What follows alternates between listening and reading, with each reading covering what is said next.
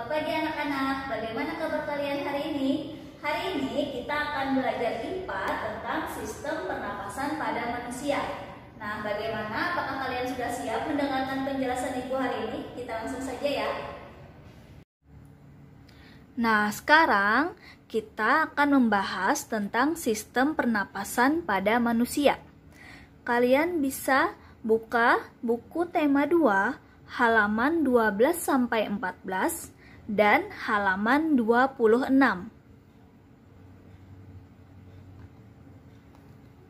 Sistem pernapasan pada manusia. Pernapasan atau bernapas adalah proses menghirup udara bersih atau oksigen yang disebut dengan O2 dan menghembuskan udara kotor atau karbon dioksida yang disebut dengan CO2.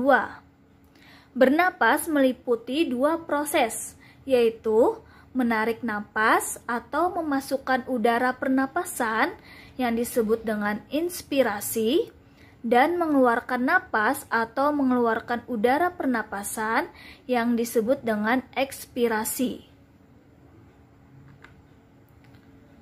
Organ pernapasan pada manusia yang pertama yaitu hidung. Udara pernapasan masuk dan keluar tubuh melalui hidung.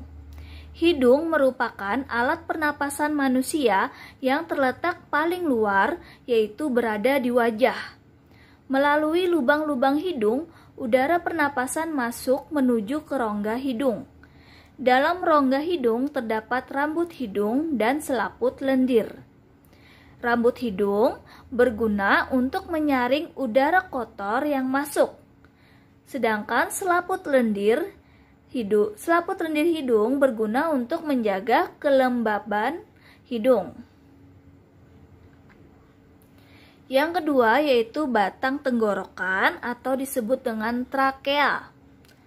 Udara pernapasan yang masuk melalui hidung akan terus bergerak turun dari hidung menuju ke tenggorokan atau trakea. Tenggorokan merupakan sebuah saluran yang terletak di bagian depan leher, agak keras dan tidak rata. Batang tenggorokan dibangun oleh tulang rawan yang membentuk cincin atau gelang. Pada pangkal tenggorokan atau laring, terdapat pita suara yang akan bergetar ketika udara dari paru-paru melewatinya sehingga terjadilah suara. Bagian ujung bawah tenggorokan bercabang dua, satu ke arah paru-paru kanan dan satunya lagi ke arah paru-paru kiri. Cabang tenggorokan ini disebut dengan bronkus. Yang ketiga, cabang batang tenggorokan atau bronkus. Pada bagian ujung bawah tenggorokan terdapat percabangan atau bronkus. Bronkus berfungsi menghubungkan antara batang tenggorokan dan paru-paru kiri dan paru-paru kanan. Bronkus bercabang-cabang lagi di dalam paru-paru membentuk bronkiolus.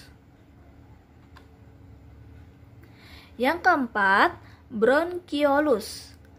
Cabang batang tenggorok bercabang-cabang lagi yang disebut dengan anak cabang batang tenggorok atau bronkiolus. Bronkiolus yang menuju paru-paru kanan bercabang 3, sedangkan yang menuju paru-paru kiri bercabang 2. Pada ujung bronkiolus terdapat gelembung udara yang disebut sebagai alveolus. Yang kelima adalah paru-paru atau pulmo. Paru-paru manusia berjumlah sepasang dan terletak di dalam rongga dada. Paru-paru kanan terdiri atas 3 gelambir atau lobi, sedangkan paru-paru kiri terdiri atas 2 gelambir. Paru-paru dilindungi selaput pelindung yang disebut pleura. Paru-paru tersusun atas kurang lebih 300 juta alveolus atau gelembung paru-paru. Di dalam alveolus terjadi pertukaran oksigen dan karbon dioksida. Nah, saat udara yang dihirup sampai ke alveolus, oksigen akan melewati dinding kapiler darah dan diikat oleh hemoglobin atau Hb darah. Selanjutnya, darah akan mengedarkan oksigen tersebut ke seluruh tubuh. Kemudian kita akan membahas tentang mekanisme pernapasan. Proses pernapasan pada manusia diatur oleh otot diafragma dan otot antar tulang rusuk. Saat istirahat, diafragma mengendor dan posisinya melengkung ke atas sehingga volume rongga dada mengecil, tekanan membesar, dan mendesak udara keluar dari paru-paru.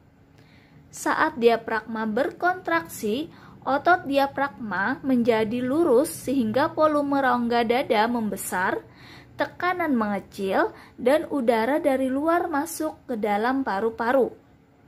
Kapasitas paru-paru yaitu kemampuan paru-paru untuk menyimpan udara yang dapat keluar masuk secara maksimal sebesar 5 liter.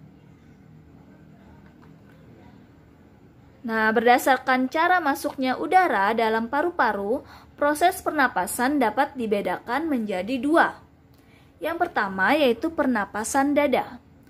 Pernapasan dada adalah pernapasan dengan menggunakan bantuan otot antar tulang rusuk. Waktu menarik napas. Otot yang bekerja pada waktu menarik napas adalah otot tulang rusuk sebelah luar dan diafragma. Diafragma adalah sekat antara rongga perut dan rongga dada. Pada waktu menarik napas, otot tulang rusuk naik ke atas, tulang dada naik ke atas dan ke depan. Diafragma akan mendatar karena ototnya berkerut. Rongga dada membesar, paru-paru berkembang sehingga udara masuk ke dalam paru-paru. Nah, sedangkan waktu menghembuskan napas, pada waktu menghembuskan napas, otot tulang rusuk sebelah luar mengendur. Diafragma kembali ke keadaan semula, yaitu berbentuk cembung. Rongga dada mengecil sehingga udara keluar. Yang kedua, pernapasan perut. Pernapasan perut adalah pernapasan yang menggunakan bantuan diafragma atau otot sekat rongga tubuh. Nah, waktu menarik napas, otot tulang rusuk sebelah luar dan diafragma berkontraksi lebih kuat. Rongga dada membesar, isi rongga perut tertekan, tekanan dalam rongga dada mengecil. Selanjutnya, udara masuk ke dalam paru-paru. Nah, saat waktu menghembuskan napas, pada waktu menghembuskan napas, otot tulang rusuk sebelah dalam berkerut. Otot berkerut menekan diafragma dan rongga dada mengecil. Akibatnya, udara dalam paru-paru keluar. Nah, untuk tugas hari ini, yang pertama, apakah yang dimaksud dengan pernapasan atau bernapas?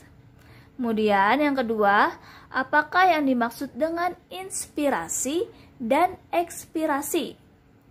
Yang ketiga, apakah fungsi dari rambut-rambut hidung? Yang keempat, apakah fungsi dari bronkus? Dan yang kelima, apakah yang dimaksud pernapasan dada dan pernapasan perut?